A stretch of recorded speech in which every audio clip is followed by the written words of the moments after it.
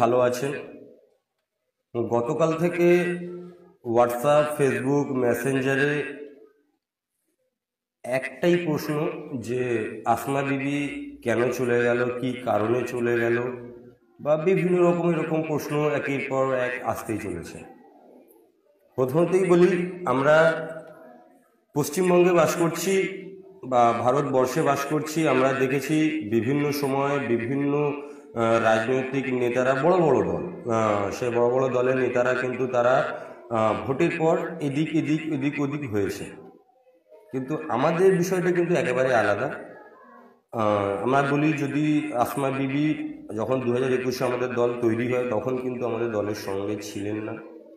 পরবর্তীতে তিনি যখন ভাঙড়ে আমরা প্রসার প্রবাহ আমরা জমাতে শুরু করি, আমাদের মাটি শক্ত হতে আরম্ভ করে, তখন কিন্তু তিনি এসে আমাদের কাছে ছিলেন, আমাদের সাথে কাজ করেছেন, আমাদের সাথে যথেষ্ট প্রতিবাদ করেছেন, এবং তিনি যে আমাদের দলের যে নীতি আদর্শ, সেই নীতি আদর্শকে মেনে নিয়ে কাজ করেছেন, কাজ করছিলেন। হঠাৎ করে তার এমন কি হলো যে তাকে যে দলের হয়ে বিগত 2 বছর তিনি গলা চেঁচিয়ে এসেছেন, চোর বলে এসেছেন, সেই দলে হঠাৎ যোগ করলেন। তিনি বলছে, প্রকাশ্যে সেভাবে তেমন কিছু বলেনি যে দল কেন তিনি ত্যাগ করেছেন বা দল তিনি কেন ছেড়েছেন।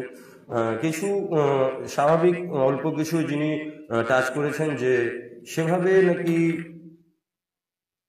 তিনি তার কাজ করতে বা কোনো একটা অজুহাত দেখিয়েছেন। আমি যদি স্পষ্ট করে বলছি না, তিনি গিয়েছেন, প্রত্যেকের স্বাধীনতা আছে, সে কোন দলে থাকবে, তার কি থাকবে না থাকবে। আমাদের মূলত অল ইন্ডিয়ান সেকুলার ফ্রন্টের নীতি আদর্শ উপরে ভিত্তি করে দলটা চলে, কোনো ব্যক্তির উপরে ভিত্তি করে নয়।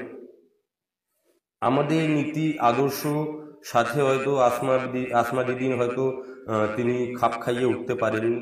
তিনি তৃণমূল থেকে যেটা বলে আমাদের কাছে এসেছিলেন যে তৃণমূলে তিনি কাজ করতে পারছেন না, সেখানে চুরি, ডাকাতি, রাহাজানি বেড়েই চলেছে।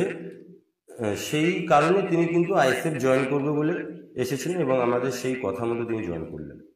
এখন 2 বছরের মধ্যে যেখানে হাজারো কেস হাইকোর্টে চলছে, সুপ্রিম কোর্টে চলছে, সেই একই স্লোগান চলছে, সেই একই চোর, সেই একই চুরি, সব ঘটনা কিন্তু একই আছে, উপরন্তু তারা উপরে বেড়েছে। সেই জায়গায় দাঁড়িয়ে হঠাৎ আসমা বিবির সেই দলের প্রতি প্রেম ভালোবাসা কেন বেড়ে গেল তিনি বলতে পারবেন। এখানে অনেক লোক অনেক ভাবে কমেন্ট করছেন।